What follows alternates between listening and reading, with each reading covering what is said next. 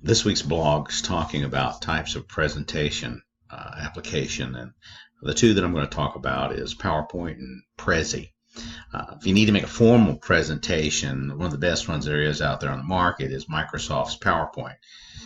It's easy to download, and it's virtually anywhere. As a matter of fact, Liberty University actually gives us an online version of it with the Microsoft Office 365.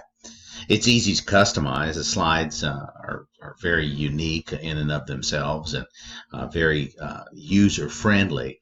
It's very handy because not only can you make the presentation, but from it you can also print out PowerPoint handouts to give to the individuals that you're giving your presentation to.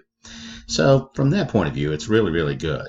It does have some drawbacks because if you do want it for yourself, it's not a free application. So you do have to pay for it. And let's just be honest, it's not as unique or have the wow factor as the second one I'm going to speak about, and that's Prezi.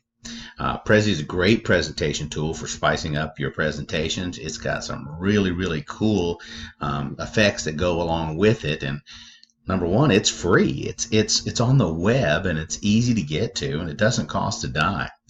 And it does tend to break out of the mold that the standard PowerPoint presentation does. And it kind of shows our students that we're cool and we're up to date and we're able to do the things that are out there on the market just like they do. Now, drawbacks is it's not as intuitive as PowerPoint is. PowerPoint's pretty straightforward, and it's not as easy to store your information. Like PowerPoint is on your computer, and you can store it directly on your computer. So there's PowerPoint versus Prezi. Both are good, both serve their purpose, and both are going to be able to give you a very good presentation.